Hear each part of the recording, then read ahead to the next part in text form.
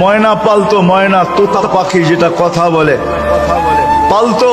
একদিন সকালে বাহির হইতেছে, ময়না বড় দামি হয়, অনেক দামি পাখি। তো বাহির হইতেছে, তো ময়না জিজ্ঞাসা করতেছে মালিক কোথায় যাবে? শিকার খেলতে যাব, শিকার জঙ্গলে। আমার ভাইদের সাথে দেখা হলে আমার একটা সালাম দিও। তো যখন জঙ্গলে ঢুকছে তো যে দেখতেছে কতগুলা ময়না ডালে বসা আছে, তো নিজের ময়নাটার সালামের কথা মনে উঠছে। তো ডাক দিয়া কইতেছে, শোনো, তোমাদের মতো একটা ময়না আমার বাড়িতেও আছে,